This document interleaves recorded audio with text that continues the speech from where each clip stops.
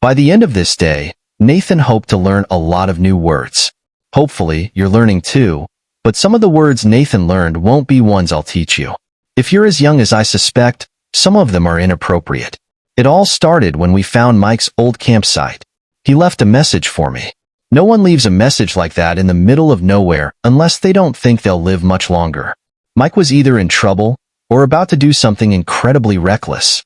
I followed the direction his glove pointed and pressed on. I hadn't mentioned before how badly my feet were hurting, but let's rectify that now. Space suits aren't designed for long treks, whether on a beach or through a crypt. They are loud, cumbersome, and offer terrible arch support. Of all the things to complain about in these dire times, plantar fasciitis wasn't on my list of predictions. My entire suit was falling apart. Tattered sleeves and pant legs hung around the metal surfaces of the wrist and ankle rings. Those would have to come off sooner or later. Hurry up, Nathan, I urged. Why are you in such a rush all of a sudden? Nathan asked. Because if you die out here and your people can't find me, I may be stuck here forever. You keep mentioning your people, but I haven't seen anyone who looks like you. There's a logical explanation, I'm sure. Just keep moving and find my portal, please. I taught him that please and thank you meant quickly and I demand you, but I suspect he was catching on. Even if he did, the sarcastic implications could still be used to his advantage. He was a snarky robot, that's for sure. My people come first, I asserted. Says who? Nathan challenged. Says the person with legs. I would still have legs if you hadn't eaten them. You weren't using them, I shouted. Something heard me. Something always hears me. The sound of chains dragging grew louder. I stopped, ready to run. My heart pounded, threatening to burst out of my chest as I stood frozen. Nathan's whisper broke the silence. I'll let you in on a secret. You never yell in a place like this. The sound grew louder as whatever it was came closer. I whispered back, I'll let you in on a secret. Your toes came out looking exactly as they went in, desiccated and gross. The sound took another step closer. I hope you're happy being monster food, Nathan hissed. I hope you're happy being my food. I accidentally said a bit too loudly. The sound zeroed in on our location. A monstrous growl and quickening rattles followed. I should run now, I observed. Tick-tock, Nathan's voice echoed. I ran. My metal shoes clanked as I stumbled, bonked, scraped, and smacked every hard surface. The terrain caused more discomfort than whatever was chasing me, and I hadn't even seen it yet. I passed Mike's old campsite, back through the carved tunnel, and around a bend where the light was better. When I felt I could put up a valiant defense, I stopped, turned, and held up a big rock, ready to smash whatever was coming. What emerged was the cutest thing I'd ever seen. It looked like a cross between a rabbit and a puppy with an otter's body, scaled up to knee height. The unsettling part was that it had no eyes. It looked like an earth animal, but I knew that was impossible. This wasn't Earth, and this creature probably didn't even have DNA as we know it. I stood there, unable to bring myself to harm it. Don't look at me like that. You try clubbing a baby seal if you think it's that easy. Smashing something so innocent would take something from you that you could never get back. It's like explaining the birds and the bees to a child too young to understand. It ruins them. It's like telling a kid Santa isn't real. I stood waiting, hoping it would move on. It stepped closer, its substantial claws clinking on the floor like metal. Then Nathan did what I feared most. He spoke. Is it gone yet? The creature turned towards Nathan's location, which was, of course, in my suit. I raised the stone a little higher and then accepted my fate. Rather than harm the creature, I closed my eyes. Nothing happened. Slowly, I opened one eye and saw another human. Mike, it's me, Sam, he said. I dropped the rock and hugged him. Not manly at all. I was hungry, lonely, and anxious. A bad combination for maintaining manly fortitude. Do you have any food? I asked. He laughed. No, I can't say that I do. Saudi. Hey, look, Nathan. It's Mike. I told you about Mike, right? Endlessly, Nathan replied. What happened to that cute alien? I asked. What alien? Mike responded, looking nervous. Have you been seeing aliens? Are you kidding me? They're everywhere. Most are dead, some I ate. You were just in a cave full of little ones covered in too much skin. What are you, blind? I retorted. Mike raised a careful eyebrow and replied, a cave full of aliens? I think you might need some rest. Right? Nathan said, drawing out the word in a tone full of skepticism. That was fine, though. As long as he was alive, we could regroup. We made our way back to his old campsite, reigniting the lantern we used as a stove. The protein bars went down a little easier when heated up, but there were no protein bars this time. The best I had to offer were slivers of jerky I stole from Justin. You remember Justin, right? He saved me from that first Minta by being dead and big enough for me to hide under. I heated the jerky like we would our rations while Nathan watched closely. I handed him one. Cookies and cream, my favorite, he said with sarcastic enthusiasm. I got your message, I said. I'm glad you left it for me. I don't know if I would have stuck around long enough for you to find me if you hadn't. A message? He asked, confused. Yeah, this one. I handed him the wrapper. He looked at it, flipped it over, then handed it back. It's just a wrapper. Are you okay? He asked. Huh. I was baffled. It was here, I swear. Something's wrong, Ted whispered, just loud enough for me to hear. I could have sworn Nathan's head tilted slightly at that. I'll say, I muttered. My jerky is beginning to taste like that nasty cookies and cream flavor. Why did he have to mention it? Now that's all I can think of, I grumbled, taking another bite. They say smell is the quickest way to activate a memory. This seemed to be working in reverse. I could smell it from mere memory. Nathan paused, watching me eat. Sean, who are you talking to? He asked. Oh yeah, meet Ted. I found him a while back. I ate his leg, but he only recently started talking to me. I showed him the artifact Ted was stored in. Charmed, I'm sure, Ted responded dryly. Nathan didn't reply. He looked at Ted, then back at me. Finally, he added, I'm glad to have you back, but I think we need to get some sleep. Sleep was something I hadn't mentioned before. It was hard to achieve in a place like this. At first, it was easy, but the more you learned about what lurked in the shadows, the weaker sleep's hold on you became. This time, knowing someone was watching my back, it came much easier. That, or it was the hypodermic needle injecting something into my neck. Note to self, when a coworker pats you on the back, check their hand for a knife. At first, the trip was surreal. Colors sang to me, and I could smell the tunes.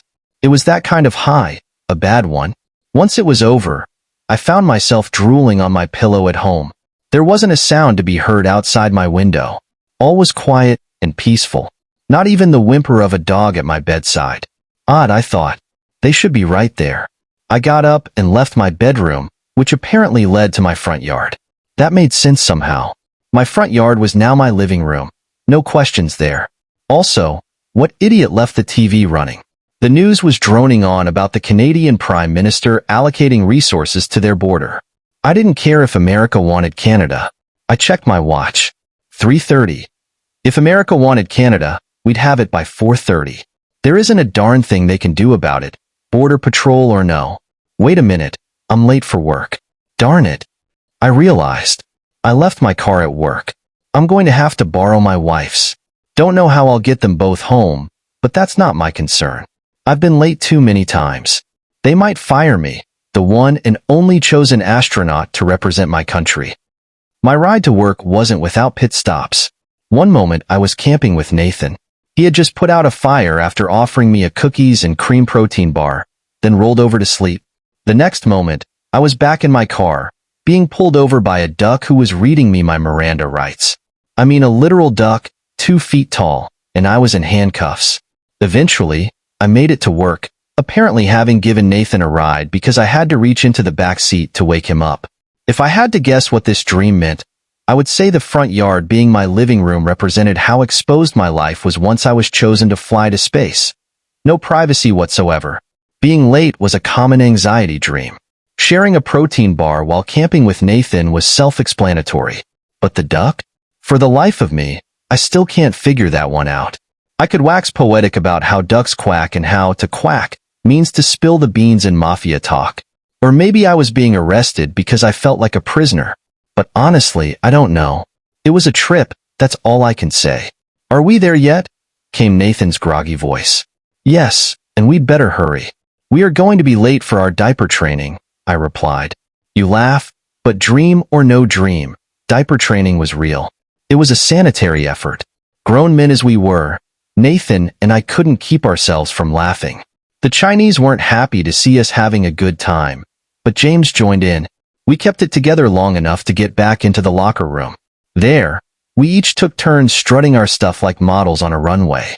In the dream, we were participating in a fashion show, showcasing our space suits and diapers with exaggerated flair. When my turn came again, I added a flourish. At least I'm wearing the diaper, I announced, turning to Rook, who appeared as a bear in my dream.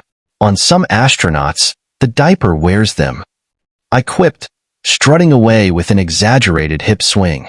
We turned to Ivan, a Russian astronaut, who eventually broke into a laugh and joined in. He walked confidently across the room to the designated starting point, hiked up his diaper, turned, and started his catwalk.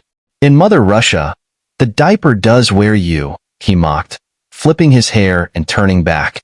Way to go, Ivan. I applauded. The Chinese astronauts were still unamused, though I was sure I saw one of them crack a slight smile. By the way, this actually happened. I was just reliving it in my fever dream.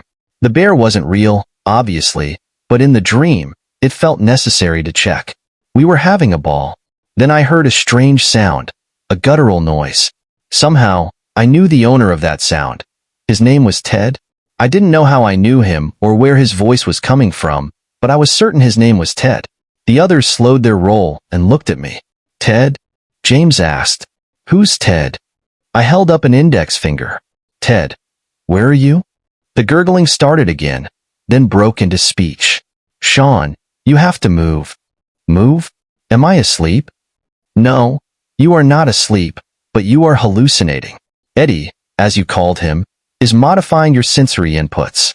I say you have chosen a rather poor friend. If he's modifying my senses, how can I hear you? Because you aren't sensing me. I'm in your head. One moment, I'll try to switch it off. And he did. He switched off every sense I had, even secondary ones like proprioception. I was not only in nothing, but I was nothing. I wasn't even granted the luxury of seeing black.